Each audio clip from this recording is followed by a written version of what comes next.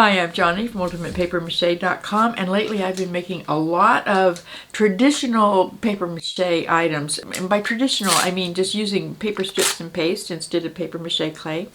And I've been using two different things to stick the paper together. One of them is cooked flour and water paste, and the other one is Titebond wood glue. But how do you decide which one to use for your next project? That's what I'm going to talk about in this video, and we're going to start out with my current favorite recipe for cooked flour and water paste. So let's get into it. I should mention that I have a video out telling you why I really love the easier method, the raw flour and water paste. And it really is easy, and I used it for years. There's no real reason not to. I just happen to like the way the cooked flour and water paste feels. And it also dries clear. And it doesn't have any little texture. Sometimes with the raw flour and water paste, you have the flour actually sits on the surface of the paper mache, which is fine. I actually like to have a little bit of texture when I'm painting my sculptures, but if you really want a nice smooth surface, I think the cooked flour and water paste is actually a better choice. But like I said, the real reason I use it because I like it the way it feels. I have a video on how to make the cooked flour and water paste. I'll link to it down below, but it's really fast. You just put a cup of cold water, 2 tablespoons of white flour, and you whisk it up, and then you put it on the stove. You cook it while stirring constantly, and when it starts to bubble, you take it off and you've got your paste. You obviously have to let it cool down before you use it. Now, another reason that I really like using it, other than just, you know, the way it feels and the fact that it dries clear, we always tear our paper so that there's a torn edge before we put it on our paper mache item. Now, this edge here has not been torn. You can see it's sharp, and that sharp edge is always going to show up on your sculpture or your mask. It doesn't matter what kind of paste or glue you use. But if you tear it and you use the cooked flour and water paste, that edge kind of melts into the other pieces of paper that you've already got on your sculpture, and it's really hard to see them. I do tend to dip my pieces into the paste, and I know your teacher probably told you not to. I do it anyway.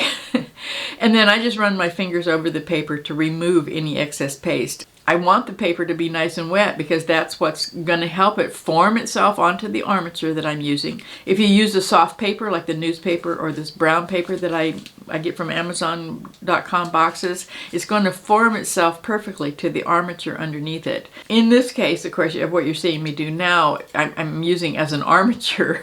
It's just a plastic cup. But you can see that the paper is molding itself perfectly to the shapes under it. And no, before you ask, I don't add any salt or vinegar to the cooked flour and water paste or any other paste recipe that I use. The salt is not like magic. The magic is getting your paper mache dry really fast because mold can't live without water. So if you're living in an area where it's just really humid and you can't get your paper mache to dry fast enough before it gets moldy, then you might want to use the wood glue instead.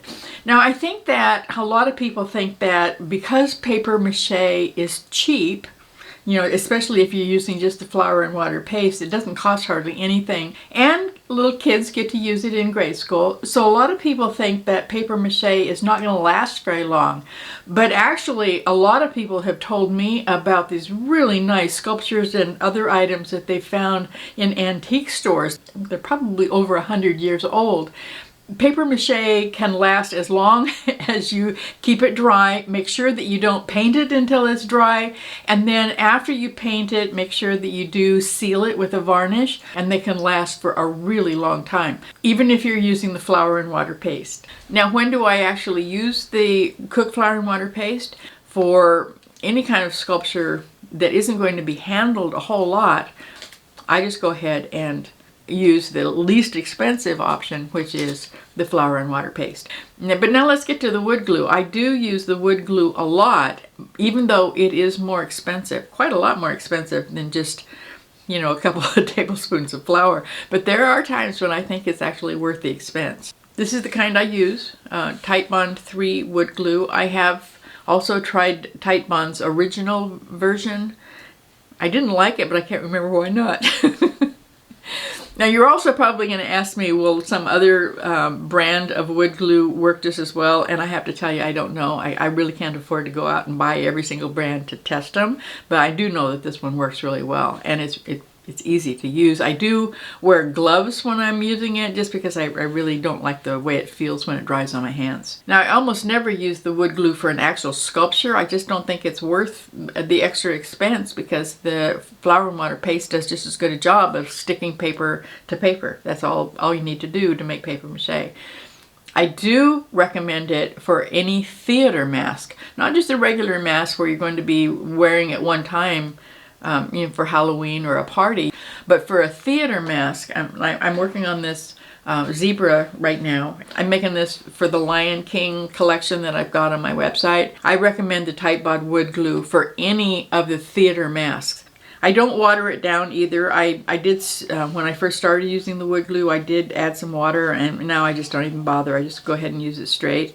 And it forms the shapes of the armature underneath it just as well as the flour and water paste did. You can see here it's going on very nice and smooth. The one thing that I don't think it does is I don't think that it melts those edges quite as well. But if you put a layer of paper with the wood glue and the cardboard under it, you're basically turning it into a really thin plywood. It's just with one layer of the paper strips and the wood glue over cereal box cardboard. It's really strong, it's really lightweight mask, and it's slightly flexible, so it's easy to wear. It doesn't take very long to dry because you're only using one layer, and that really matters if you happen to volunteer to make a whole herd of zebra masks or something then for your school. For something like a theater mask where you're going to be using it a lot, you've got a lot of kids running around, they have to change masks all the time, then I definitely recommend the wood glue. But that's basically the only times that I think it's worth the extra expense. So that's it. Lately that's the two ways that I've been sticking paper to paper in order to make paper mache. Like I said, I use the cooked flour and water paste for almost everything. It's really simple, it's really cheap, it's really easy to make it, and it feels really good, and it makes a nice smooth surface. I've got another video that shows you how to put paper strips on to a sculpture and make them nice and smooth. You have to do a little bit of tearing and a few little extra things to make it look really nice, and I'll put a link to that down below.